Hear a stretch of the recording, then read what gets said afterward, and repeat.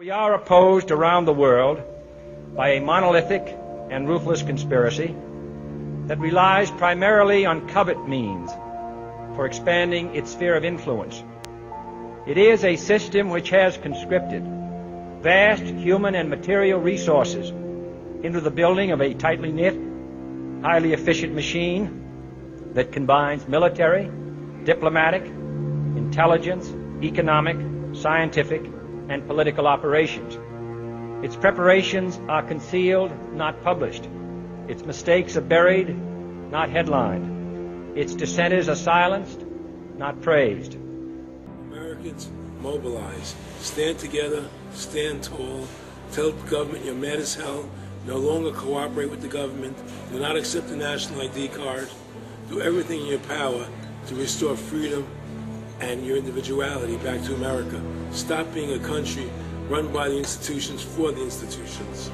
Let's go back to we the people, by the people, for the people, as opposed to we the institution, by the institution, for the institution. Stop being scared. We have to stand up and do what's necessary to take back, to stop these bankers, these elite, this government full of lies, congressmen full of liars. As Iraq veterans against the war, we are resisting an occupation we once risked our lives for. We swore to support and defend the Constitution of the United States of America, but we found out the hard way that the greatest enemies of the Constitution are not to be found in the sands of some far-off land, but rather right here at home. When injustice becomes law, resistance becomes duty. It is time we start meeting oppression with resistance. They cannot stop us. Humanity marches on. The utmost manifestation of love and devotion to America is today, as it always has been, resistance of tyranny. Resist we must, and resist we will. We will not be silent. We will not obey. We will not let our government destroy our humanity. We will not wait another moment in fear to stand up for what we know to be right. It is time we start meeting oppression with resistance. Northwoods, explain that really quick.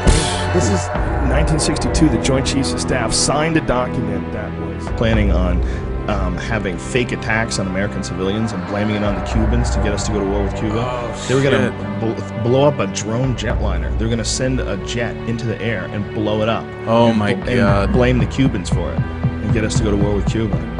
Planning on having fake attacks on American civilians. The time when the operation of the machine becomes so odious, makes you so sick at heart that you can't take part. You can't even passively take part. And you've got to put your bodies upon the gears and upon the wheels, upon the levers, upon all the apparatus, and you've got to make it stop. And you've got to indicate to the people who run it, to the people who own it, that unless you're free, the machine will be prevented from working at all. I served with Kilo Company, 3rd Battalion, 8th Marines as an automatic machine gunner. There's a term, once a Marine, always a Marine, but there's also the term, eat the apple, F the Corps. I don't work for you no more.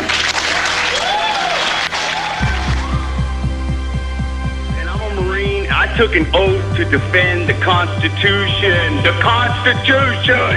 I didn't take an oath to defend these banksters.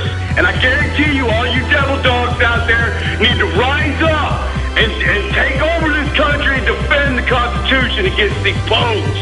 Okay, I'm sick of it too, Alex. You know, I'm a Marine, but I'm sick of this. You know, they're using us and they're sucking us dry and they are destroying us.